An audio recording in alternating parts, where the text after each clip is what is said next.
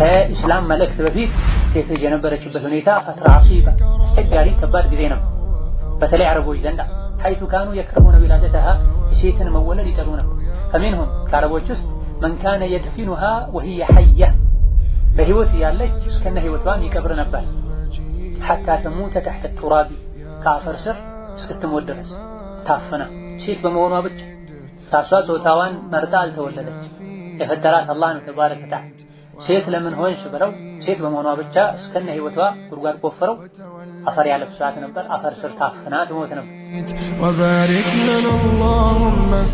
ሕፃን ልጅ ምንም ወንጀል የለባት ሴት በመሆኗ ብቻ ያውም አሰቃቂ በሆነ መልኩ የገደለ ሰው ምን አጥፍተሽ ነው የተገደልሽው ተብላ እሷ ነው የምትጠይቀው።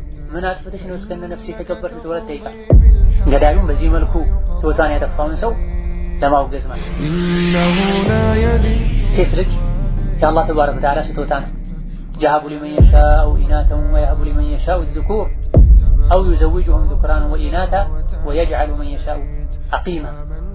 ለፈለገው ወንድ ይሰጣል፣ ለፈለገው ሴት ብቻ ይሰጣል፣ ለፈለገው ወንድና ሴት ቀላቅሎ ይሰጣል፣ የፈለገውን ማህን ያደርጋል። እሱ ጥበበኛና አዋቂ የሆነ ጌታ ነው ተብሏል። አላህ ሴት ከመረጥ አልሐምዱሊላህ፣ ወንድ ከመረጥ አልሐምዱሊላህ፣ ቀላቅሎ ከሰጠ አልሐምዱሊላህ፣ ሁሌም አልሐምዱሊላህ፣ ካልሰጠም አልሐምዱሊላህ። ليس من يقطع طرقا بطلا إنما من يتقي. بسم الله الرحمن الرحيم. الحمد لله رب العالمين والصلاة والسلام الأتمان الأكملان على النبي المبعوث رحمة للعالمين وعلى آله وأصحابه والتابعين. أما بعد السلام عليكم ورحمة الله وبركاته. تاريب الله فقات يكتابون مقبيعنا يمجمريون فصل لما يتنموكرال تنبيهات ولا مالت والسعين አንገብጋቢ የሆኑ ማሳሰቢያዎች ማለት ነው። ማስገንዘቢያ፣ ማንቂያ፣ ማስጠንቀቂያም ጭምር የሚል ትርጉሞች አሉት ቃሉ። አስሉ ተንቢህ ማለት ማስታወስ፣ ማሳሰብ፣ ማስገንዘብ ማለት። በዚህ ክታብ ውስጥ ያሉ ነጥቦች በሙሉ ሴት ልጅ ልታውቃቸው፣ ልትረዳቸው የሚገቡ ነጥቦች ናቸው። በርካታ ሙስሊም ሴቶችም የዘነጓቸው ቸላ ያሏቸው ህጎች የሚዳሰሱበት ኪታብ ከመሆኑ አንፃር ሙእምን የሆነች ለኢማኗ ለዲኗ የምትጨነቅ ሴት ሙእምን ሙስሊም ሴትን የሚመለከቱ ህግጋትን ልታውቅ የወደፊት የዲን ህይወቷን ጉዟን እውቀት ላይ የተመሰረተ ልታደርግ ይገባል። ክታቡን የጻፉት በዘመናችን ካሉ ታላላቅ የፊቅህ ሊቃውንቶች መሃል አንዱ የሆኑት ሼኽ ሷሊህ አልፈውዛን ናቸው። ወፈቀሁ አላህ ተዓላ። ክታቡ የሚያጠነጥነው የተለያዩ ወሳኝ የሚባሉ ሙስሊም ሴትን የሚመለከቱ ህግጋት ላይ ነው። የሴት ልጅን ትጥበት በተመለከተ፣ አለባበስ በተመለከተ፣ እንደዚሁ ደግሞ የሴት ልጅን ውበት አጠባበቅ በተመለከተና ከሶላት ጋር ከጾም ጋር ከሐጅና ከጀናዛ ስነ ስርዓት ጋር ተያያዥ የሆኑ ሙስሊም ሴትን የሚመለከቱ ወሳኝ ህግጋትን የሚያብራራ የሚዳስስ መጽሐፍ ነው። ወከዛሊክ ሴት ልጅ የትዳር ህይወቷን በመልኩ መምራት እንዳለባት ከትዳር ጋር ተያያዥ የሆኑ ነጥቦችንና ኢስላም ለሴት ልጅ የሰጠውን ክብርም የሚዳስስ መጽሐፍ። ሼኹ ክታባቸውን ቢስሚላሂ አርራህማን አርራሂም ብለው ጀምረዋል። በአላህ ስም ጀምራለሁ። አርራህማን እዝነቱ ሰፊና ቋሚ በሆነው፣ አርራሂም የእዝነቱን ውጤት ለሚገባቸው ፍጥረታት በሙሉ ባሉበት እንዲደርስ በሚያደርገውና ለምእምናን ልዩ እዝነት ባለው በአላህ ስም ጀምራለሁ። በአላህ ስም የሚጀመረው አላህ እንዲያግዘን፣ እንደዚሁ ደግሞ ቢስሚላህ ብለን የጀመርነውን ነገር የተባረከ የሚጠቅም እንዲያደርግልን። ክታብ ሲጽፉ፣ ደብዳቤ ሲጽፉ፣ ማንኛውም ቁም ነገር የሆነን ስራ ሲሰሩ ለዲን ለዱንያ የሚጠቅም ቢስሚላህ አርራህማን አርራሂም ብሎ መጀመር፣ ቢስሚላህ ብሎ መጀመር ሱናን። ይህም የሆነው ሁሉም የቁርአን ሱራዎች ከሱረቱ ተውባ ውጪ ቢስሚላህ አርራህማን አርራሂም ብለው የሚጀምሩ በመሆናቸው።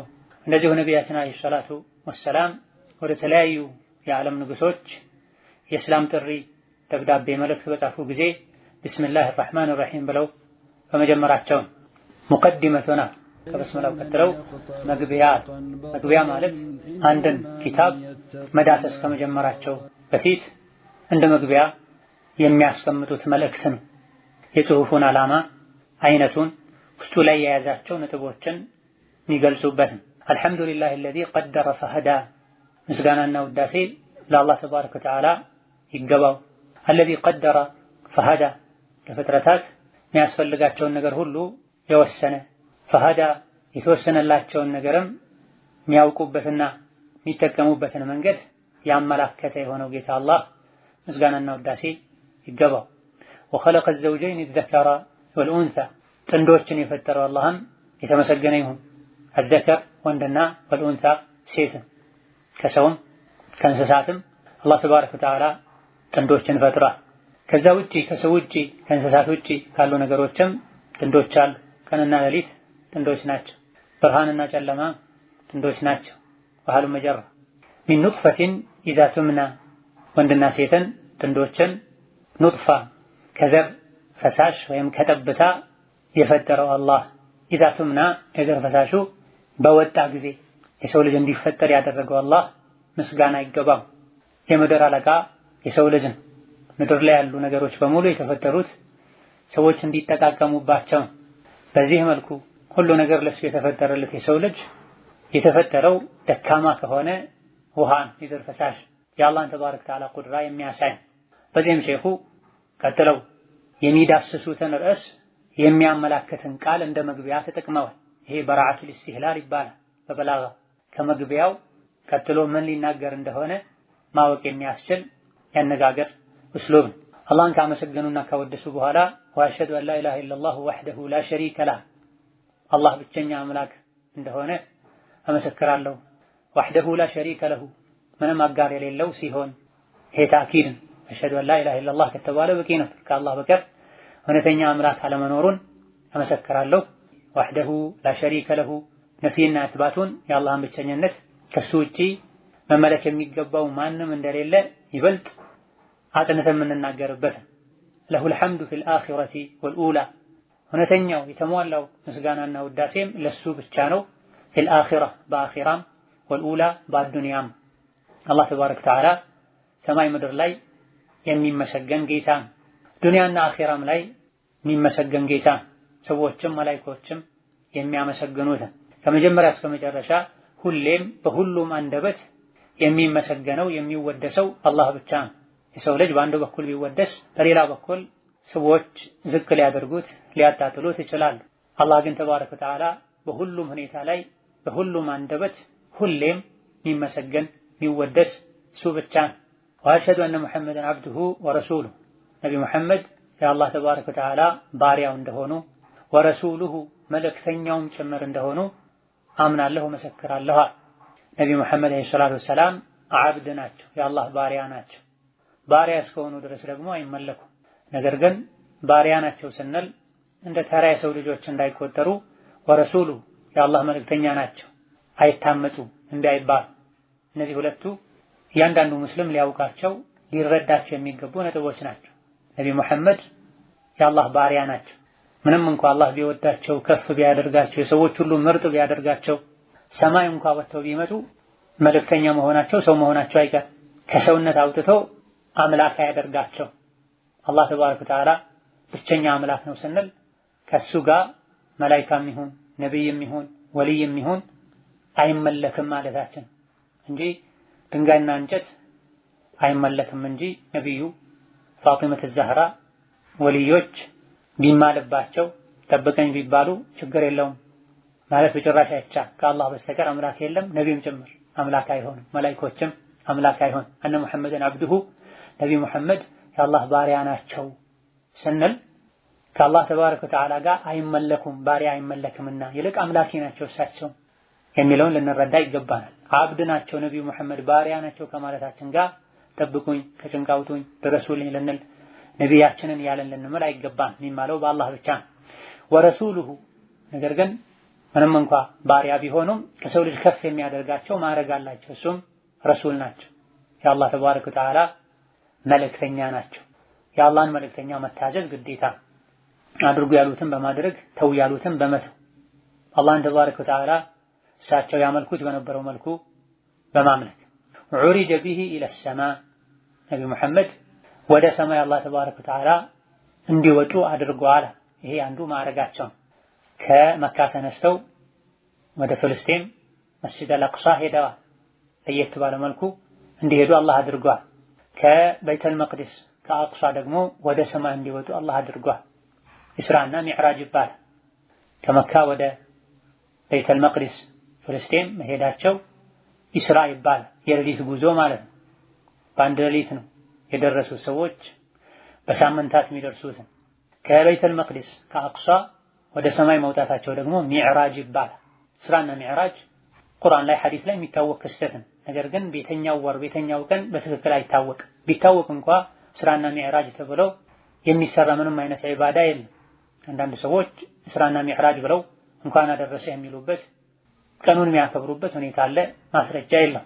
ፈረአ ነቢያችን አለይሂ ሰላቱ ወሰላም ወደ ሰማይ በወጡ ጊዜ አዩ ሚን አያቲ ረቢሂል ኩብራ ታላላቅ ጌታቸውን ተአምሮችን ምልክቶችን አይተዋል።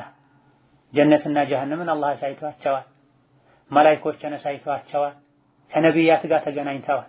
ይሄ ነው አያቲ ረቢሂል ኩብራ የተባለው ታላቅ ጌታቸው ተአምር የተባለው ይሄ ነው።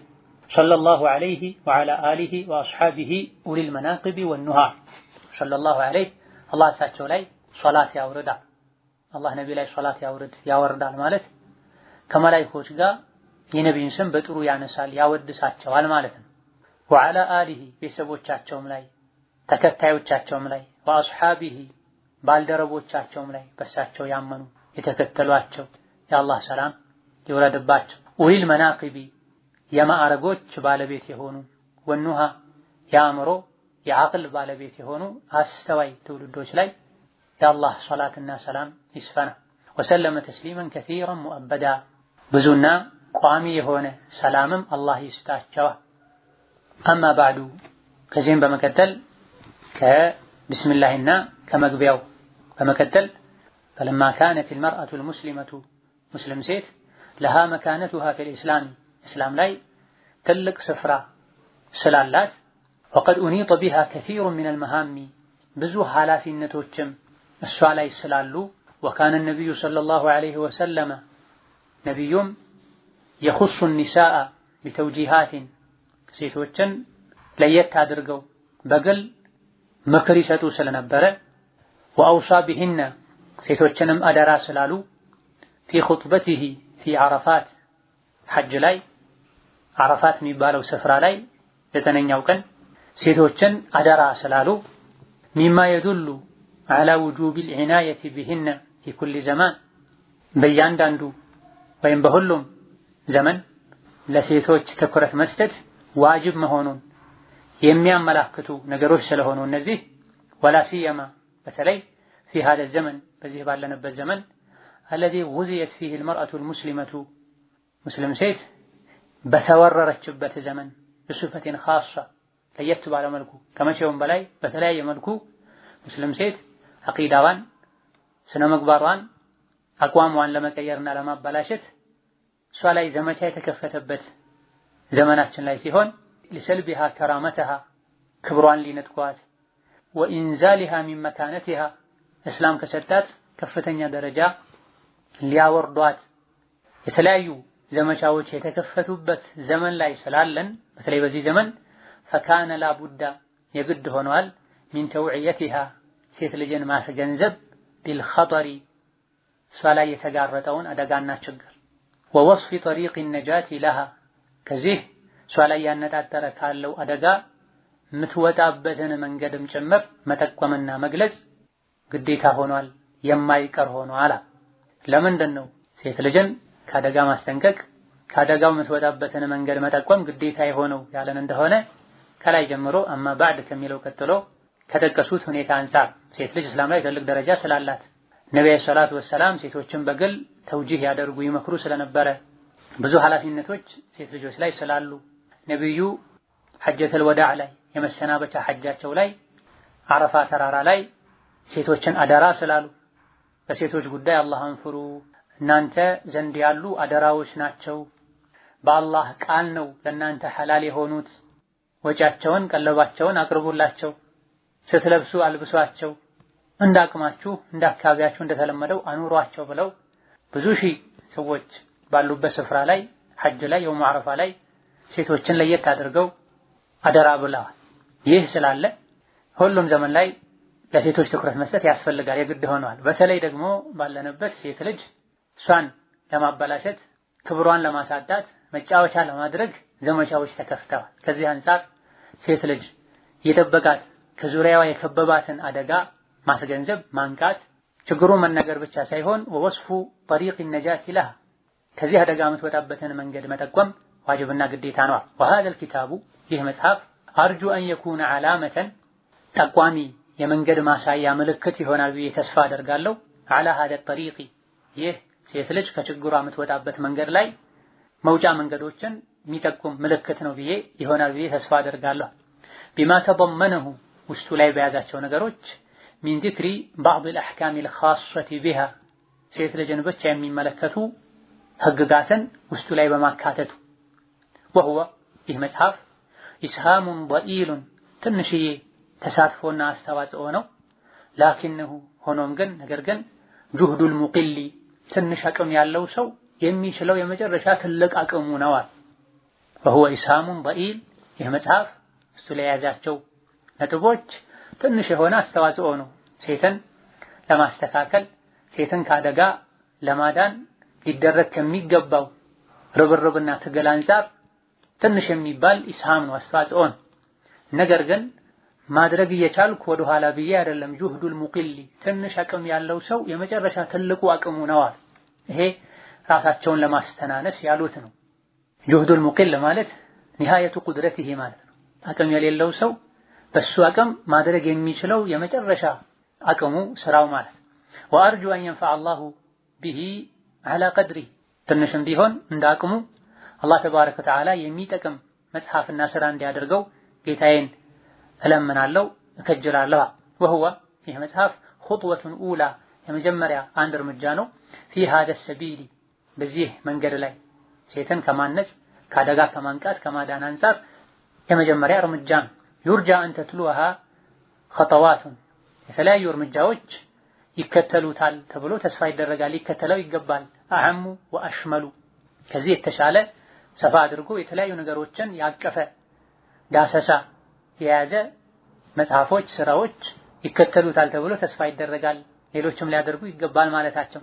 ኢላማ ሁወ አህሰን ወአክመል የተሻለና የተሟላ ስራ መስራት ወደሚቻልበት እርምጃ መራመድና ርብርቦች መደረግ ይገባዋል። ወማ ቀደምቱሁ ፊ هذه العجالة በዚህ ባጭር ጊዜ ወይም በፍጥነት ያቀረብኩት ያዘጋጀሁት ነገር የተከወኑ من الفصول التالية ቀጥሎ ያሉ ነጥቦችን ያካተተ ነው። ክታቡንና የክታቡን ርዕሶች ያስተዋወቁን። الفصل الأول የመጀመሪያው ክፍል ላይ أحكام عامة ጥቅል የሆኑ ህግጋትን መዳሰሳለሁ።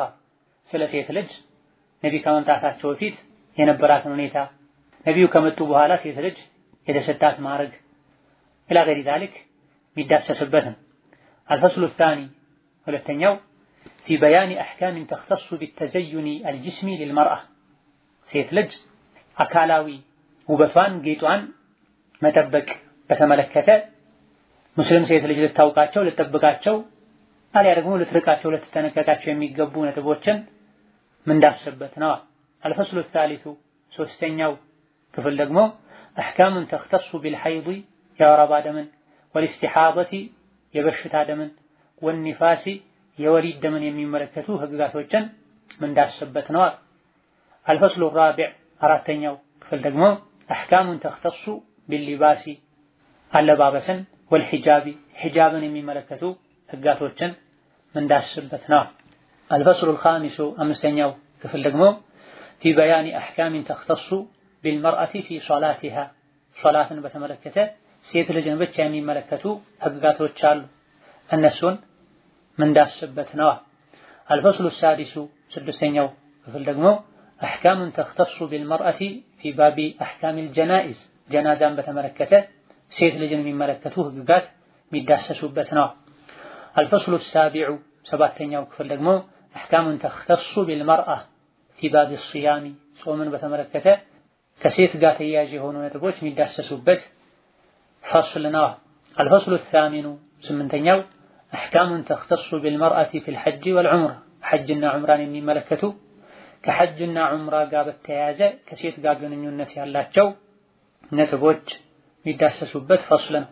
الفصل التاسع ዘጠነኛው أحكام تختص بالزوجية ትዳርን በተመለከተ ወቢኢንሃኢሃ የትዳርን መጠናቀቅ ወይም ፍቺን በተመለከተ የሚዳሰሱ ነጥቦችን የያዘ ፈስል ነው።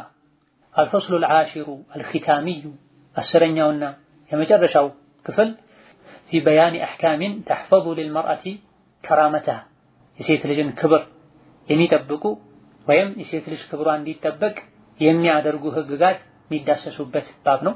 وتصون عفتها ክብሯን ጥብቅነቷን ይበልጥ የሚጠብቅላት ነገሮች የሚዳሰሱበት ክፍል ነው። እነዚህ በሙሉ ለሴት ልጅ የሚያስፈልጉ ወሳኝ የሚባሉ ነጥቦች ናቸው። በአላህ መታመን፣ በረሱል መታመን፣ ለዲኑ አልአኺራው የምትጨነቅ እህት በሙሉ ሶላትን በተመለከተ፣ ፍትበትን በተመለከተ፣ ጾምን በተመለከተ፣ ትዳርን በተመለከተ ልታውቃቸው የሚገቡ ነጥቦች አሉ። ከዚህ ክታብ ብቻ አይደል፣ ሌሎችም በርካታ ክታቦች አሉ። ከጥንት ጀምሮ 241 ላይ የሞቱት ኢማም አህመድ አህካሙ ኒሳ የሚል ክታብ አላቸው። ከሳቸው ንግግር ተማሪዎቻቸው የሰበሰቡት። ኢብኑል ጀውዚም እንደዚሁ 590 አካባቢ የሞቱት ኢማም አህካሙ ኒሳ የተሰኘ ክታብ አላቸው። በዘመናችንም የተለያዩ መሻይኾች በሴቶች ዙሪያ ጽፈዋል። ዲኑል እስላምን ከሌሎች ሃይማኖቶች የሚለየው ዋናው መለያው የእውቀት ዲን ነው። ገይረል መግዱቢ ዐለይሂም ወለዳሊን እያለን ስንቀራ መግዱቦችና ዳሎችን አላህ አውግዟል፣ ከነሱ አትሆኑ እያለን። መግዱብ ዐለይሂም ማለት አይሁዶች ናቸው፣ እውቀት ያላቸው በእውቀታቸው ማይጠቀሙ ስሜታቸው የሚከተሉ። ዳሊን ማለት ደግሞ ነሷራዎች ክርስቲያኖች ናቸው፣ ያለ እውቀት የሚጓዙ በየሶላቱ ቀናውን መንገድ ምራኝ መግዱብ ዐለይሂምና የዳሎችን መንገድ አትምራኝ የምንለው ያለ እውቀት መጓዝ አደጋ ስለሆነ በአይሁድና ክርስቲያን ብቻም አልተገደበም። ከቀደምቶች እንደተነገረው እውቀት ያለው ከእውቀቱ ተቃራኒ የሆነ አካሄድ የሚሄድ አውቆ የሚያጠፋ መግዱብ ዐለይሂም አላህ የተቆጣቸው ሰዎች የሚለው ውስጥ ይካተታል።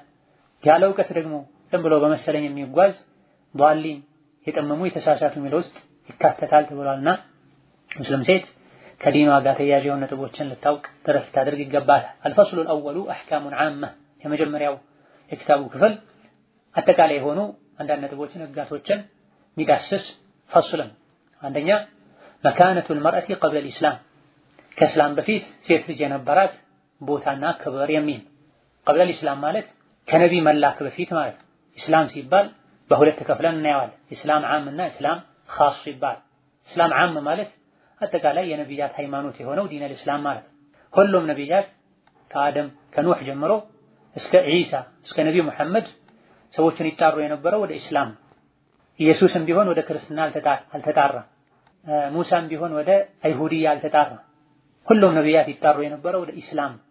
እነዚህ ስሞች ይሁዲያ፣ ነስራንያ የሚለው ስም ከጊዜ በኋላ ለተከታዮች የተሰጠ ስም ነው እንጂ ኢብራሂምም ይሁን ሙሳ፣ ዒሳ፣ ኑህ፣ ሁድ ሁሉም ይጣሩ የነበረው ወደ ኢስላም። ይህንን ቁርአን ላይ የተለያዩ ሱራዎች ላይ በግልጽ ማግኘት እንችላለን። ወኡሚርቱ አን አኩነ ሚነል ሙስሊሚን ብለዋል ኑህ። ህዝቦቼ ሆይ እምቢ አልከተልህም ካላችሁ እኔ እንደሆነ ከሙስሊሞች እንደሆን ታዝዣለሁ ብለዋል።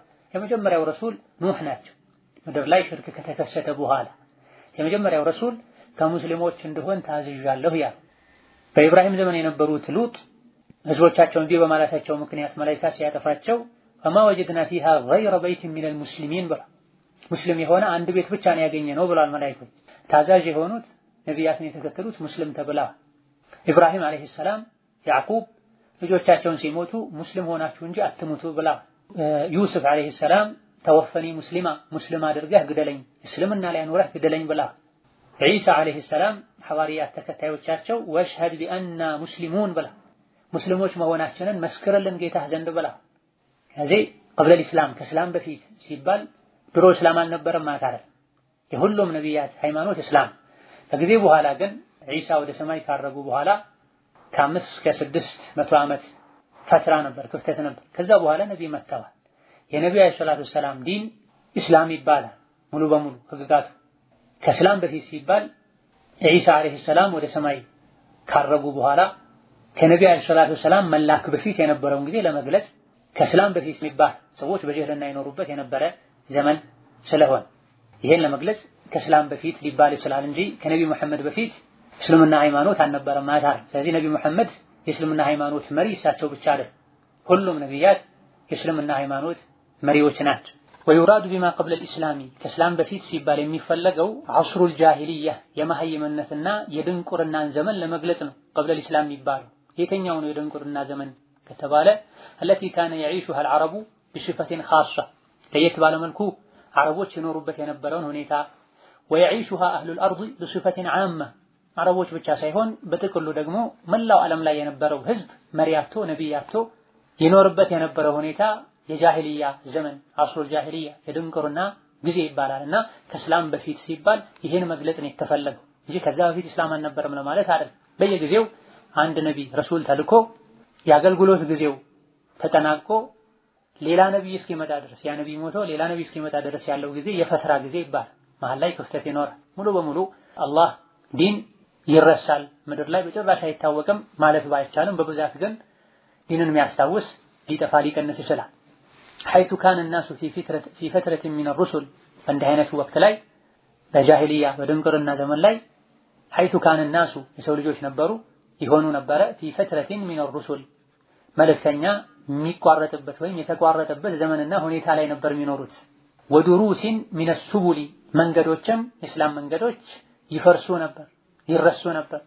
وقد نظر الله إليهم የሰው ልጆችን በሙሉ አላህ ተመለከታቸው كما جاء في الحديث حديث ላይ እንደተነገረው በዚህ በጃሂልያ በድንቁርና ዘመን የነበሩ ሰዎችን አላህ ተመለከታቸው አያቸው ሁኔታቸውን አየ فمقتهم ቀላቸው አወገዛቸው عربهم وعجمهم አረቦችንም አረብ ያልሆኑትንም የሚሰሩት ስራ ያሉበት ሁኔታ አላህ ተባረከ ወተዓላ ቀላው إلا بقايا من أهل الكتاب ጥቂት የአህለ الكتاب ቅሪቶች ካልሆኑ በስተቀር የኢሳን የሙሳን መንገድ የሚከተሉ በጊዜው ያለውን ለውጥ ያልተቀበሉ ሽርክን በአላህ ማጋራትን የታቦት አምልኮትን የተቃወሙ ጥቂቶች ነበሩ። እነሱ ሲቀሩ ሌሎችን አላህ ጠላቸው።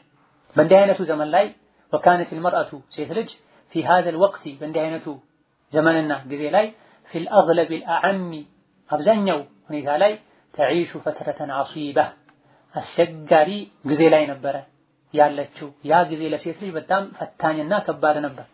خصوصا በተለይ في المجتمع العربي የአረቦች ማህበረሰብ ዘንድ ዓለም ላይ በሙሉ በዛ ወቅት ዲን በሌለበት ነቢ በሌለበት ወህይ መውረድ ባቆመበት ዘመን ላይ የነበረች ሴት አስቸጋሪ ዘመንና ሁኔታ ላይ ነበር ያለችው። በተለይ ደግሞ አረቦች ዘንድ حيث كانوا يكرهون ولادتها አረቦች ያኔ የሴት ልጅን መወለድ ይጠሉ ነበር።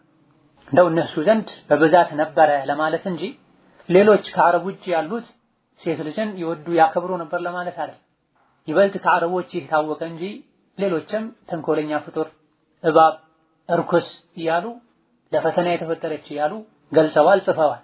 ፈረንጆችም ሌሎች ሴት ልጅ ትክክለኛውን ክብሯን ያገኘችው ነብይ መሐመድ ከተላኩ በኋላ እስከ ቅርብ ጊዜ ድረስ አሜሪካና መሰል ሀገሮች ላይ የሴት ልጅ ደሞዝ ከወንድ ግማሽ ነበር። ተመሳሳይ ስራ ሰርተው ደሞዟ ከወንዱ በግማሽ ነበር የሚከፈላት። عموما ከነብዩ መላክ ከኢስላም መልእክት በፊት ሴት ልጅ የነበረችበት ሁኔታ ፈትራ عصيبة አስቸጋሪ ከባድ ጊዜ ነበር። በተለይ አረቦች ዘንድ حيث كانوا يكرهون ولادتها የሴትን መወለድ ይጠሉ ነበር። فمنهم ከአረቦች ውስጥ من كان يدفنها وهي حية በህይወት ያለች እስከነ ህይወቷም ይቀብር ነበር።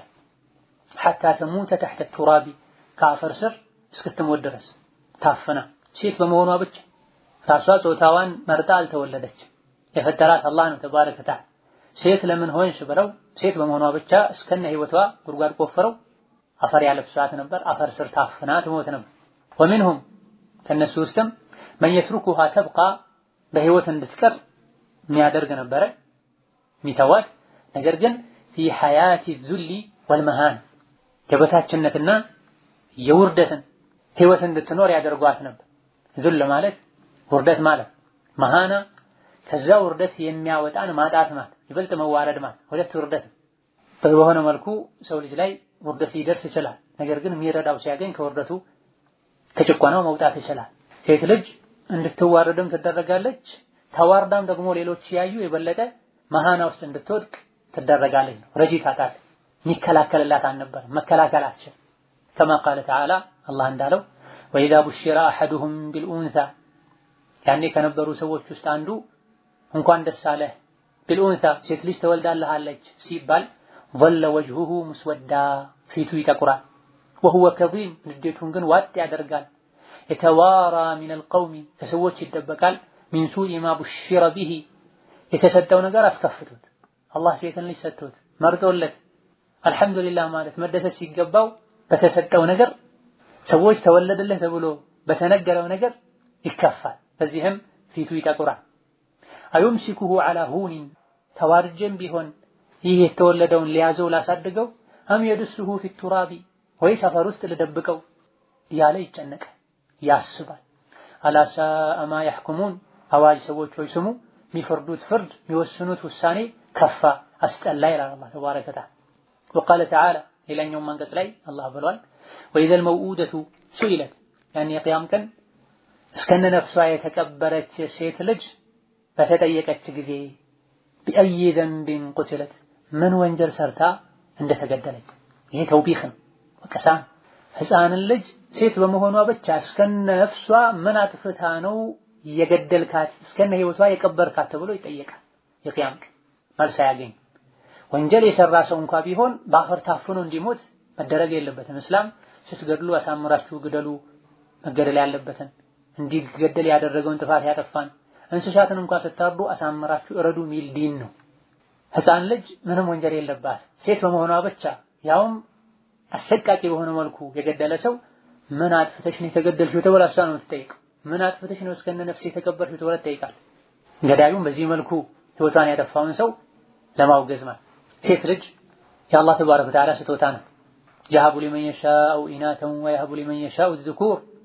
أو يزوجهم ذكرانا وإناثا ويجعل من يشاء عقيما ለፈለገው ወንድ ይሰጣል ለፈለገው ሴት ብቻ ይሰጣል ለፈለገው ወንድና ሴት ቀላቅሎ ይሰጣል የፈለገውን ማህን ያደርጋል እሱ ጥበበኛና አዋቂ የሆነ ጌታ ነው ተብሏል አላህ ሴት ከመረጠ አልহামዱሊላህ ወንድ ከመረጠ አልহামዱሊላህ ቀላቅሎ ከሰጠ አልহামዱሊላህ ሁሌም አልহামዱሊላህ ካልሰጠም አልহামዱሊላህ ቢመጣ ቢሰጥ ምን አይነት ሊሆን እንደሚችል አላህ ነው የሚያውቅ ስንቶች ወልደው ባልወለድኩ ያሉ ኖረዋል አኺራቸውን ዱንያቸውን አበላሽቶባቸው على كل حال ልጅ የአላህ ስጦታ ነው አይሻ ረዲየላሁ ዐንሃ ምን ተወለደ ጾታው ምንድነው ሲባል ትቆጣ ነበር የነቢ ባለቤት ጤነኛ ነው አካሉ ሙሉ ነው ብላ ነበር የምትጠይቀው እንደዚህ ብላችሁም ጠይቆ ነበር ጤነኛ ከሆነ አካሉ ሙሉ ከሆነ የአላህ ስጦታ ሁሉም እኩል ነው በልክ አንዳንድ ሁኔታዎች አንፃር ሴት ልጅ ከወንድ የበለጠ ለወላጆቿ ጠቃሚና ርህሩህ ናት ብዙ ጊዜ ወንድ አባቱን ገደለ ሲባል ተሰምቷል አባቱን አካሉን አቆሰለ አካሉን አጎደለ ሲባል ተሰምቷል ብዙ ጊዜ ከቤት አውጥቶ ጣለ ሲባል ተሰምቷል ሴት ልጅ ግን ወንድ ልጆች ያሉት ሁሉ አላስጠጋ ያሉትን አባት ከራሷ ጋር ከባሏ ከልጆቿ ጋር አስጠግታ ምታኖር ሚያዝን ልብ ያላት የአላህ ተባረከ ወተዓላ ስጦታ ናት ስለዚህ ነብያችን ሰለላሁ ዐለይሂ ወሰለም የሴትን ልጅ ደረጃ ከፍ አድርገው ለወደፊት ምናየው ይሆናል ሴቶች ኖረውት ከመጀመሪያ እስከ መጨረሻ ተንከባክቦ ለቁም ነገር ያበቃ አኺራ ላይ ከጀሃነም መጋረጃ መከላከያ ይሆኑለታል ብላ ኢላ አኺር والموءودة موءودة ማለት هي البنت تدفن حية እስከነ ህይወቷ ምትቀበር ሴት ልጅ ማለት حتى تموت تحت التراب ካፈር ስር ታፈና እንድትሞት ምትደረግ ማለት ለዚህ ያበቃቸው ጅህልናቸው አላዋቂነታቸው ጅህልና ማያመጣው መዘዘል وإذا سلمت من الوعد ሴት ልጅ እስከነ ህይወቷ ከመቀበር እንደው ከዳነች وعاشت ለመኖርም ከበቃች فإنها تعيش عيشة المهانة يوردت نورون ومتنور فليس لها حظ من ميراث قريبها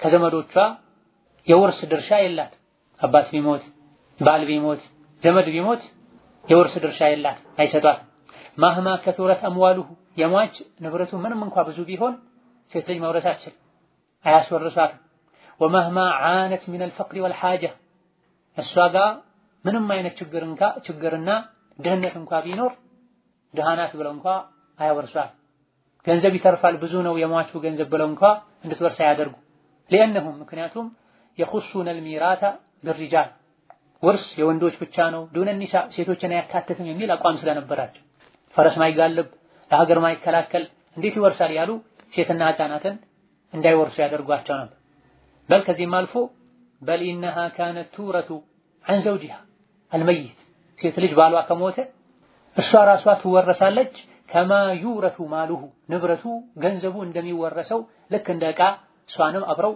የባሏ ቤተሰቦች ይወርሷታል አንድ ክፍል ውስጥ ያጉሯታል ለዓመት ሙሉ ከፈለጉ በግድ ራሳቸው ያገቧታል ከፈለጉ እነሱ ለፈለጉት ሰው ይድሯታል፣ እሷ ባትወድም ከፈለጉ ያለ ባል እንድትቀር ያደርጓታል።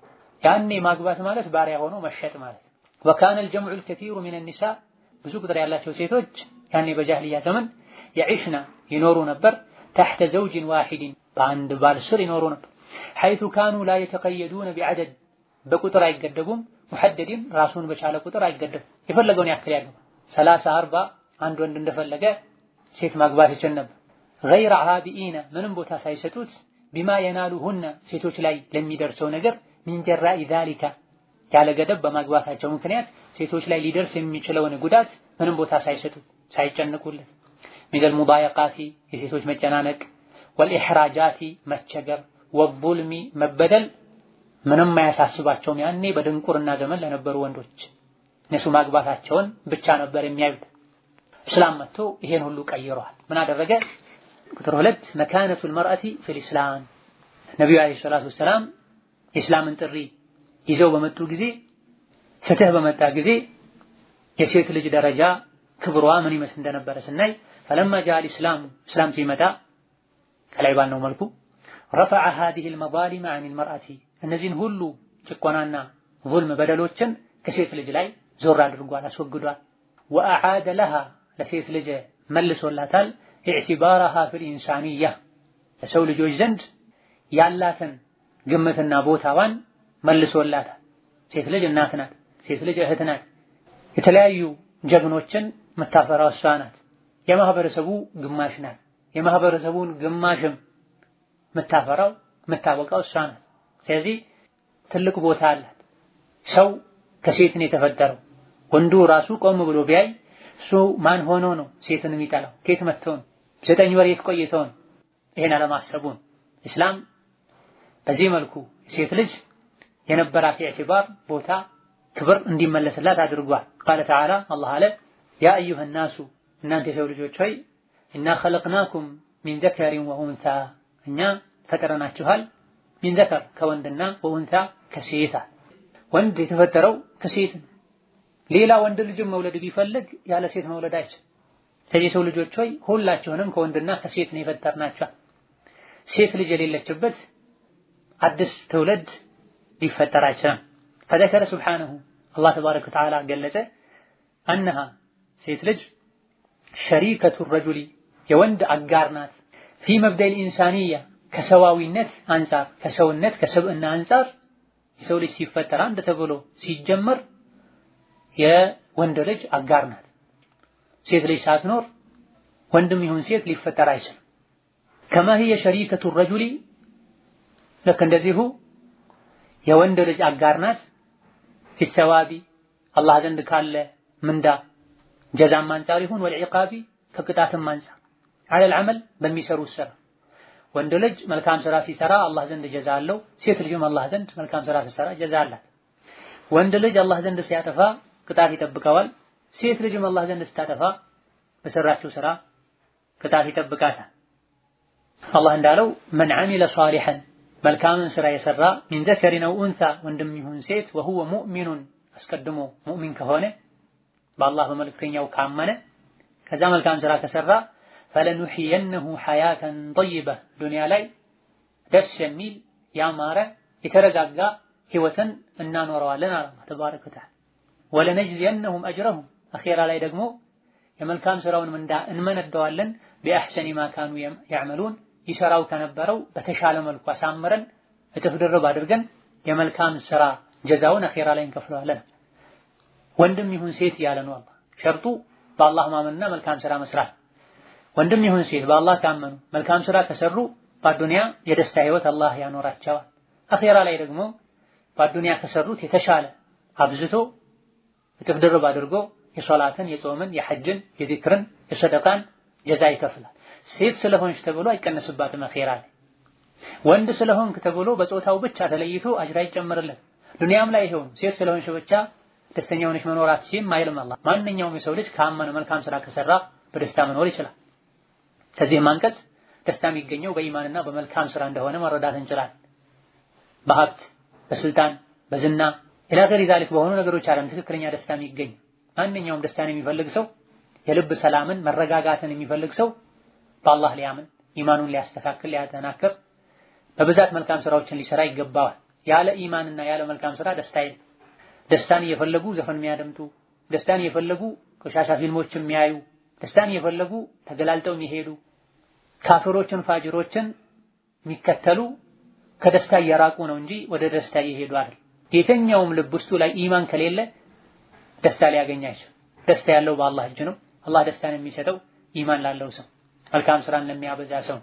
ስለዚህ من أراد السعادة الأبدية فليلزم عتبة العبودية تبع ቋሚና ዘላቂ እውነተኛ ደስታ ማግኘት የፈለገ የዒባዳን ደጅ ይጥና ተብሏል። ሁሌ ዒባዳ ያብዛ ማለት ሶላት መስገድ፣ ቁርአን መቅራት፣ ዚክር ማለት፣ ዱዓ ማድረግ፣ ሌሊት ተነስቶ መስገድ፣ የቻሉትን ያክል ጾም መጾም፣ ዝምድና መከተል፣ ለጎረቤት በጎ መሆን፣ ታላቅ ማክበር፣ ለታናሽ ማዘን ኢላ ገይሪ ዛሊክ መልካም ስራዎችና መልካም ስነ ምግባሮች የደስታ ምንጮች ናቸው። وقال تعالى ሌላኛው አንቀጽ ላይ አላህ ብሏል ليعذب الله المنافقين والمنافقات ሙናፊቅ ወንዶችና ሙናፊቅ ሴቶችን ሊቀጣ ሙናፊቅ ወንዶችና ሙናፊቅ ሴቶችን ይቀጣል። ወልሙሽሪኪን ወልሙሽሪካት የሚያጋሩ ወንዶችና የሚያጋሩ ሴቶችን ይቀጣ ዘንድ በጥፋታቸው በወንጀላቸው ይቀጣቸዋል ብሏል። ስለዚህ ሙናፊቅ ወንድና ሙናፊቅ ሴት በሙናፊቅነታቸው እኩል ይቀጣል። ሴት ስለሆነች ተጨማሪ ቅጣት ትቀጣለች አይባል። ወንድ ስለሆነ ጥፋት ከማጥፋቱ ጋር ሲያደረግለታል አይባል። መዋረድንም ይሁን መክበርን አላህ ተባረከ ወተዓላ ከጾታ ጋር አላያያዘው፣ ከሥራ ጋር ነው ያያያዘው። ወንድ ልጅ ሐጅ አድርጎ አጅር እንደሚያገኘው ሴት ልጅም ሐጅ አድርጋ አጅር ታገኛለች።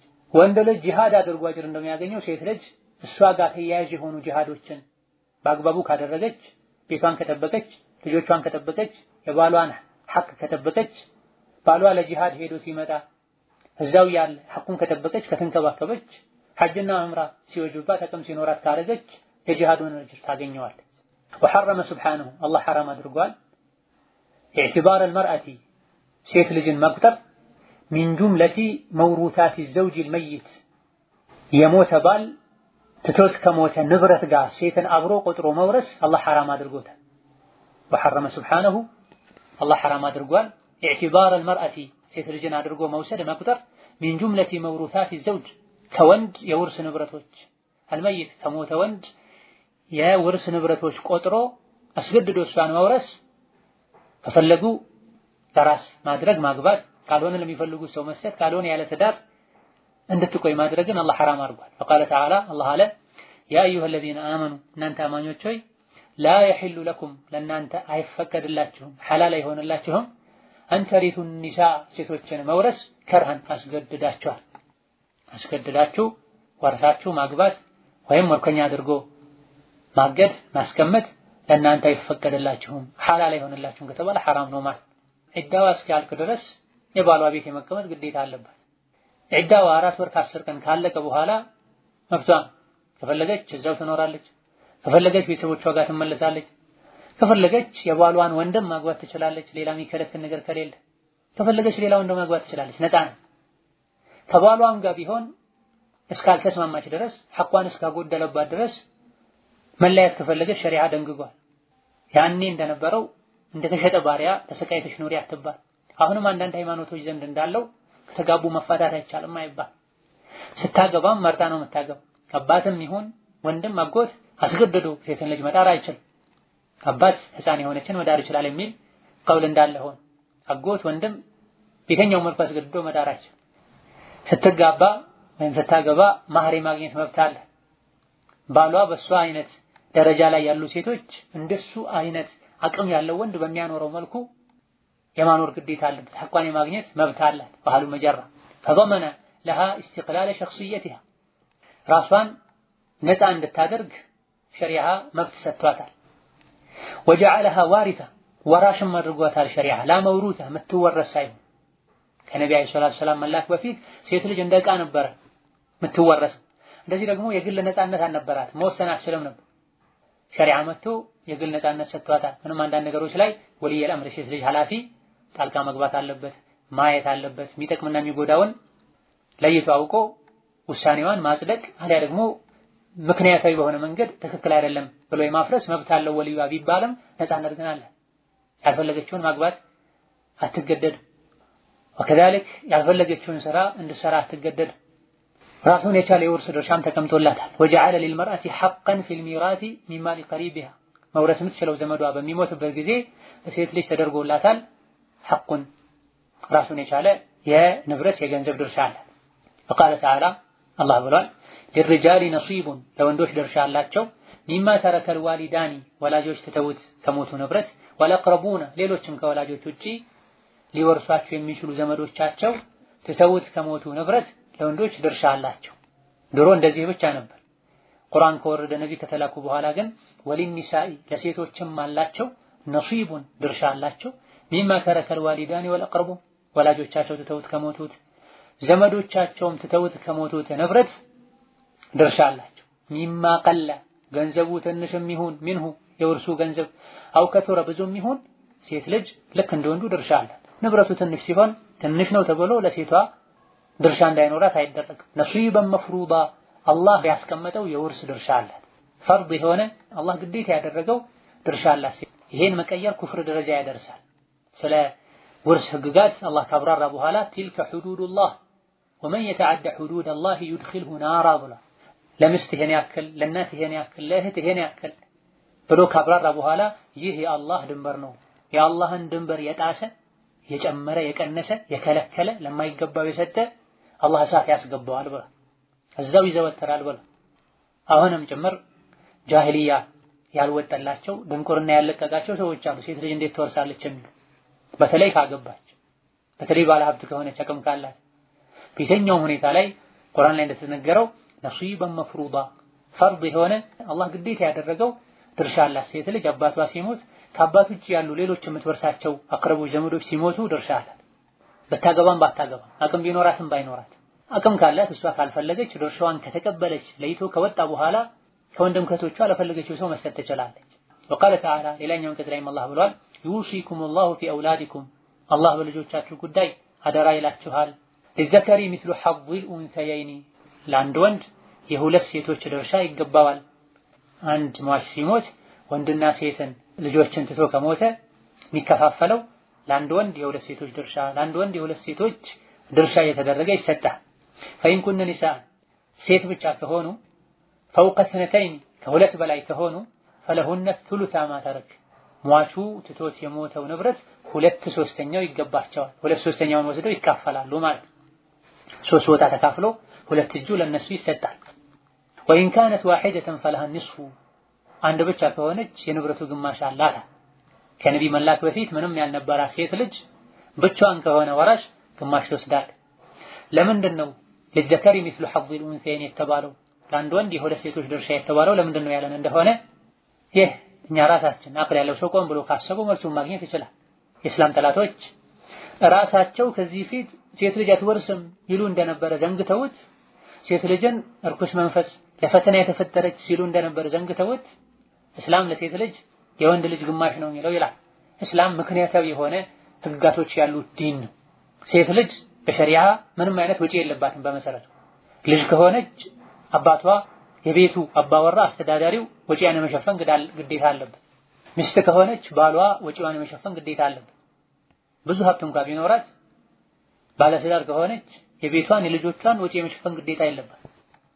እናት ከሆነች ልጆቿ የሷን ወጪ የመሸፈን ግዴታ አለባቸው።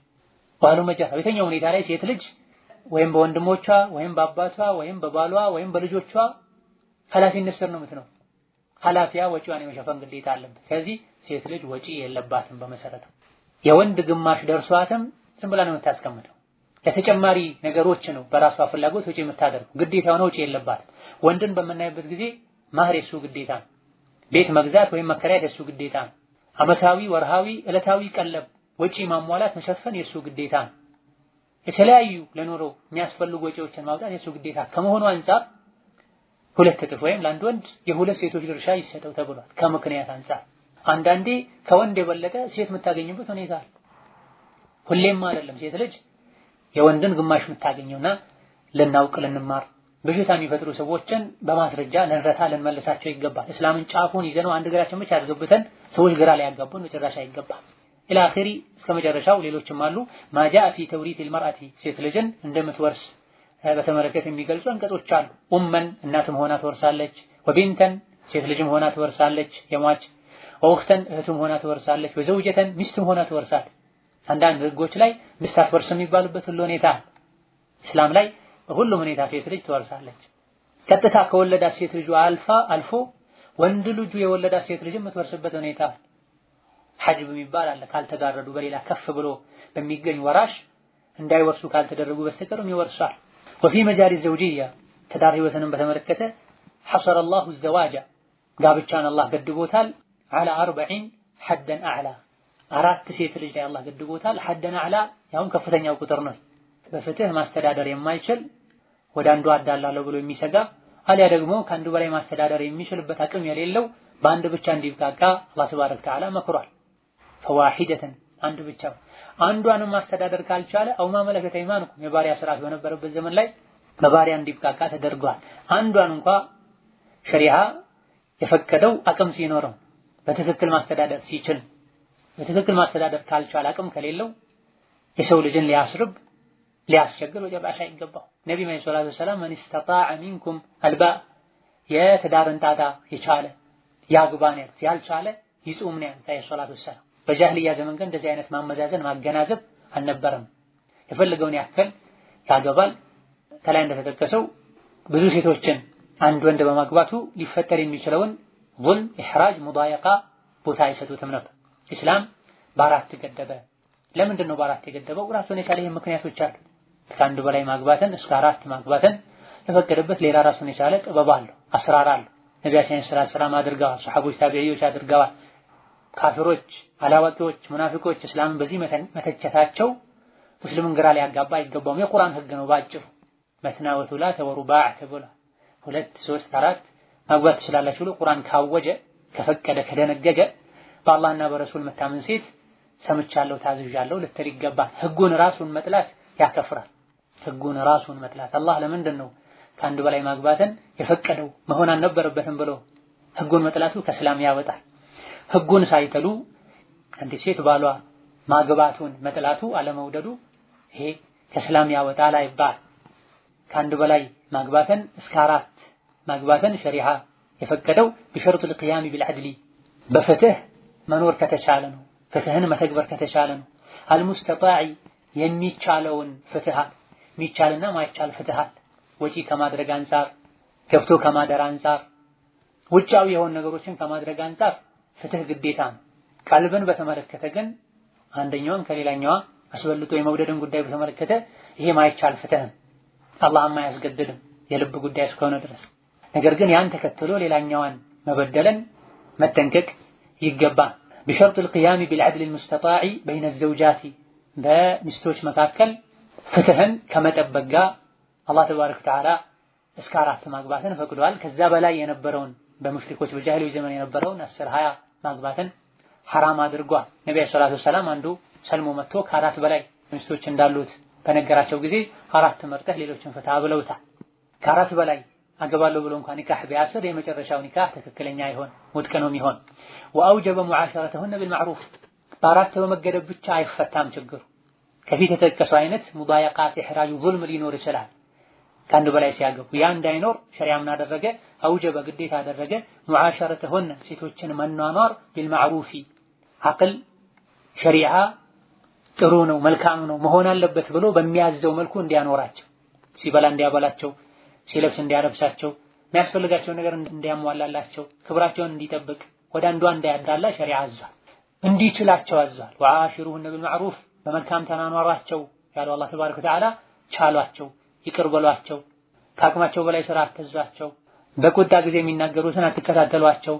ኢላ ገይሪ ዛሊክ ማለት ማዕሩፍ ማለት ባለ ትዳር ለትዳር አጋሩ ሊያደርገው ይገባል የሚባል መልካምን ነገር ማድረግ፣ ሸሪዓ አድርጉት ብሎ ያዘዘውን ማድረግ ማለት።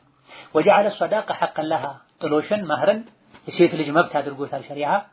ወአመረ ቢኢጣኢሃ ኢያሁ ካሚላ ሙሉ እንዲሰጣትም አዟል። ኢላ ማ ሰመሐት ቢሂ እሷ የፈቀደችው ሲቀር አምጢ ቢነፍሲን ከነፍሷ ከውስጧ ደስ ብሏት ማህር የተስማሙት በ2000 ከሆነ 2000 በ10000 ከሆነ 10000 ለራሷ እንዲሰጥ ሸሪዓ ግዴታ አድርጓል። አባቷም ይሁን ወንድሟም ይሁን ዘመዶቿ ያለ ፈቃዷ ማህሯን ሊነኩ አይገባም። ባሏም ቢሆን ሲሰጣት የተጫጫነው የከበደው ሊሰጥ አይገባም። ማህር ላለመስጠት ከመወሰኑ ጋር ኋላ ላይ ሰጣለሁ ብሎ ኒካህ የሚያስር ሰው ዝሙተኛ እንደሆነ የሚያሳይ ማስረጃም አለ። በውስጡ ላለመስጠት ከመወሰኑ ጋር አልሰጥም ብሎ ከመነየት ጋር ኋላ ላይ ሰጣለሁ ብሎ ላይሰጥ ከመወሰኑ ጋር ኒካህ ውስጥ የገባ እሱ ኒካህ ትክክል አይሆን። ሚያረካ ሚያኮራ ሚያስደስት ኒካህ አይሆን። ያለ መህር ኒካህ የለም። መህር የሴቷ ሐቅ ነው። ቤተሰቦቿ ተወያይተው የሚያጸድቁት ጉዳይ ነው። መጠኑን በተመለከተ ሸሪዓ ይሄን ያክል ስጡ፣ ከዚህ ማነስ የለበትም፣ ከዚህ መብለጥ የለበትም አይተባለም። ነገር ግን መህር ዝቅተኛ በሆነ ቁጥር ትዳሩ የሰመረ የበረካ ትዳር ይሆናል ተብሏል። ማሰመሐት ቢሂ አን ጢቢ ነፍሲን ከውስጧ ከራሷ ከፈቀደች ማንኛውም ሰው ሊጠቀም ይችላል። ወአቱ ኒሳء ሰዱቃቲሂነ ኒሕላ ለሴቶች መህራቸውን ስጧቸው፣ ኒሕለተን በግዴታነት ያውም ደስ ያላችሁ ስጧቸው። ፈኢን ጢብነ ለኩም አን ሸይኢን ሚንሁ ነፍሳ ከመህሩ የተወሰነውን ሰጥቼሃለሁ ካሉ ደስ ብሏቸው ከሰጧችሁ ፈኩሉሁ ሀኒአን መሪአ ደስ የሚል የሚጣፍጥ ኋላ ላይ መዘዝ የማያስከትል ሆኖ ብሉት ተፈቅዶላችኋል ይላል። ሳይፈቅዱ ከሆነ መህራቸውን ወንድምም ይሁን ባል ሌሎች የሚወስዱት ጣፋጭም አይሆንም ያረካም አይሆንም፣ ኋላ ላይ መዘዝ ማያስከትልም አይሆንም። መዘዝ ማስከተሉ አይቀርም ማለት ነው። አኩል ሐል ከዚህ የተፈለገው ጥሎሽን የመሰጠት የጥሎሽ ንብረትን የራሷ የማድረግ መብት ሸሪዓ ሰጥቷታል። ወጀዐለሃ አላሁ ራዒየተን ሴት ልጅን አላህ ኃላፊ አድርጓታል። አሚረተን ናሂየተን አዛዥና ከልካይ አድርጓታል። ፊ በይቲ ዘውጂሃ የባሏ ቤት ላይ አሚረተን ዐላ አውላዲሃ የልጆቿ አሚር አዛዥ አድርጓታል። ይህን ሁሉ ክብር እስላም ሰጥቷታል። ኃላፊነት ላይ ያስቀምጧታል። የቤቷ ኃላፊ ናት። ቤቷ ውስጥ አዛዥና ከልካይ ናት። ከባሏ ቀጥሎ የቤቱ መሪ ናት። አብረው ነው ከባሏ ጋር ቤትን መምራት የሚችሉት። ባል ሚስቱን ሊያማክር ሊያወያይ ይገባዋል። ሚስት ድርሻዋን ልታውቅ ኃላፊነቷን በአግባቡ ልትወጣ ይገባታል። ቃለ ሰለላሁ ዐለይሂ ወሰለም ነብዩ አሉ አልመርአቱ ራዒየቱን ፊ በይቲ ዘውጂሃ ሴት ልጅ የባሏ ቤት ውስጥ ራዒ ናት፣ ጠባቂ ኃላፊ ናት። ወመስኡለቱን አን ረዒየቲሃ ስለተጠበቀችው ጠብቂ ስለተባለችው ነገርም ተጠያቂ ናት። ወአውጀበ ዐለ ዘውጂ ባል ላይ አላህ ግዴታ አድርጓል ነፈቀተሃ ወጪዋን መሸፈን ምግቧን መጠጧን፣ ወኪስወተሃ ልብሶቿን ማቅረብ ቢልማዕሩፊ በተለመደው መሰረት ባሉበት ሀገር ባሉበት ዘመን ለባለ ትዳር ሴት ወንድ ይሄን ማድረግ አለበት ተብሎ የተለመደውን ሸሪዓ የሚያዘውን ያሉበት ባህልና ዑርፍ የሚያዘውን እንዲያቀርብ ሸሪዓ ግዴታ አድርጎበታል። በዚህ መልኩ ሴት ልጅ ሚስትም ሆና እናትም ሆና እህትም ሆና ልጅም ሆና ተከብራለች፣ ሐቋ ተጠብቋል። ይሄን ሁሉ ያሟላላት ኢስላም ይሄን እስላም ልትወደው ልትማረው ልታከብረው ልትኮራበት ይገባል። هذا والله أعلم። የዛሬ ደርሳችን እዚህ ያበቃል። ሰላም አለይኩም ወራህመቱላህ